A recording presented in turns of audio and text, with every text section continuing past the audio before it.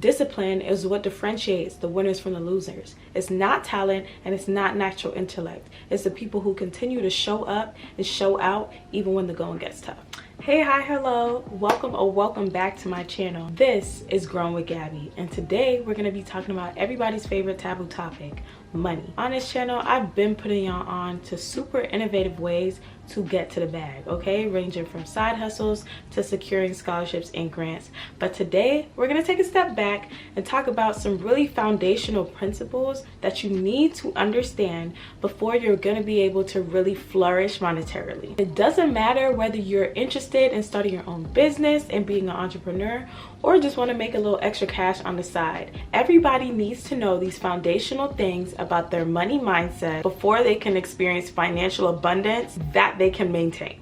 So if you are ready to transform your relationship with money and really start getting to that bag, I need to see you claim this in the comments. I am ready to experience abundance, wealth, and prosperity. Go ahead and pause right now. Type that in the comments so that we know you're serious about getting your money. And without further ado, let's jump right on into the video. Be sure to like, share, comment, and subscribe so the people in your village can eat too. First things first. Why is it important to understand your money mindset? Understanding your money mindset is critical to your financial success because the way you think about money is what's ultimately gonna propel you on your journey to achieving financial independence. Your money mindset refers to the set of beliefs and attitudes that you hold about money. And this in turn influences your financial decisions and behaviors. Now, there are two common types of money mindsets: a scarcity mindset and an abundance mindset. Most people have a scarcity mindset when it comes to money. And put in layman's terms, this essentially means that you don't think there is enough money out there.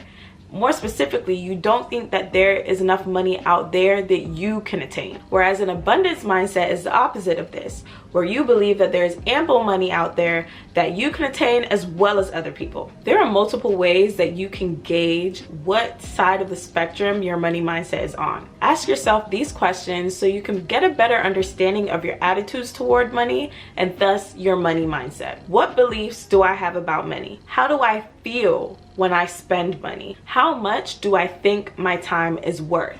If you tend to feel a lot of anxiety about money and feel like you have very limited options for how you can go about earning money, you may have more of a scarcity mindset. If you can usually spend money without feeling guilty and believe that money will always come back to you in some way, shape, or form, you may have more of an abundance mindset. And as a disclaimer, our money mindsets are very much shaped by our lived experiences with money. For instance, our upbringing, how much money we had in our families, what our living situations were like, and what the people around us, whether it be our peers, family members, or mentors, etc., what their money relationship was like. If you've grown up around people driving luxury cars or starting their own businesses and being very self-sufficient or being able to buy their dream house, you may have access to more financial knowledge and just be able to visualize a different life that aligns better with an abundance mindset. Whereas if you grew up and had to be really innovative about the ways that you budgeted your money and didn't have the opportunity to get everything that you wanted and desired, you may have internalized that and still be working with that scarcity mindset, even if you're not necessarily in that same financial position right now. For us to really start achieving our financial goals and having a relationship with money that allows you to feel at ease and very confident that more money will continue to come your way, we need to start embracing an abundance mindset, and from that point, aligning our actions with this money mindset so we can not only earn money, but maintain it, and ultimately make our money work for us so we don't always have to work for our money. An abundance mindset can really be cultivated through four main strategies. The first is gratitude. Second is visualization. The third is positive self-talk. And the fourth is discipline. So what does expressing gratitude for your financial situation look like? On a daily basis, this could look like carving out 5 minutes of your day to briefly journal and jot down things that you are genuinely thankful for. Gratitude helps increase our morale and our will to live and our will to push towards our goals. As a matter of fact, a study published in the Journal of Personality and Social Psychology found that participants who wrote letters expressing gratitude showed significant improvements in mental health and well-being compared to those who wrote letters about negative experience or just didn't really practice gratitude at all. The researchers concluded that gratitude interventions can effectively increase well-being and happiness, and can also improve symptoms of depression and anxiety. Once you appreciate that a higher power has gotten you to this point in life, you can have faith in the fact that they will get you to where you want to go. And you honor that promise that the higher power has made to allow you to live the life that you want by showing up every day and being disciplined in your actions, so that you're also helping that power give you the life that you want. Like, think about it. Why would the universe just bless a bum?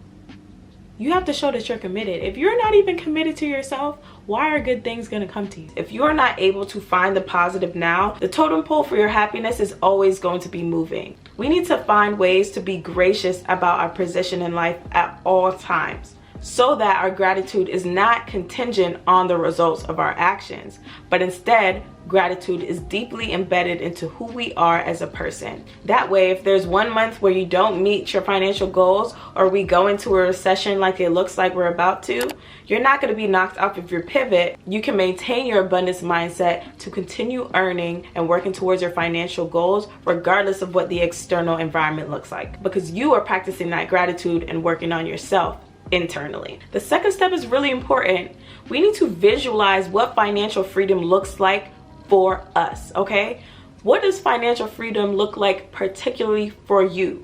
That's gonna vary from your next door neighbor, from your parents, from your partner.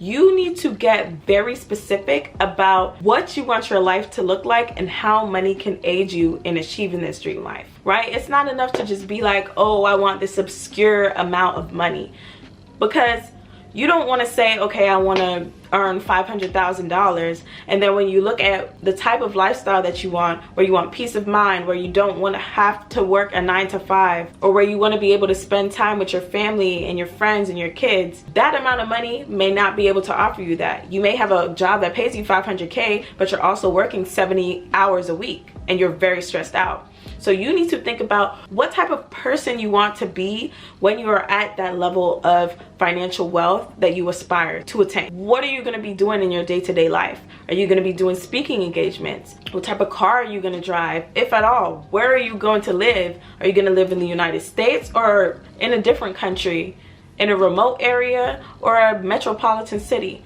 These are all things that you want to get very, very, very specific about, so that you can have a more tangible understanding of what it's going to take for you to reach your specific financial goals. And once you know that, you can have those images in your head and go about giving yourself exposure to the lifestyle that you're visualizing. If you want a certain car, go out and test drive it. Embrace the smell, sink back into the seat, so that whenever you are on this journey to reach your financial freedom, and it may get tough, you can tap back into those visualizations and tangible experiences that you've had with what you want to keep you going. You cannot rely on being motivated all the time, because motivation ebbs and flows, but your discipline cannot. What's going to keep you disciplined is knowing that the things that you want and the lifestyle that you want is out there and it's attainable. And by visualizing those things, you will convince your subconscious mind that it's actually possible, because you've experienced it before. Even if it was just for a little test ride or a few minutes, you know the feeling, and you can tap back into that memory whenever you need that extra discipline. It's not gonna be easy to get what we want, but we need to be dedicated. And visualization helps us stay dedicated to the journey. Number 3 is positive self-talk. You need to speak life into your life. I say this all the time because it's super important. And a really great way to do this is by reading books and listening to podcasts that put you in that benevolent frequency, where you really feel like, you know what, I may not be where I want to be in life right now, but I can get there.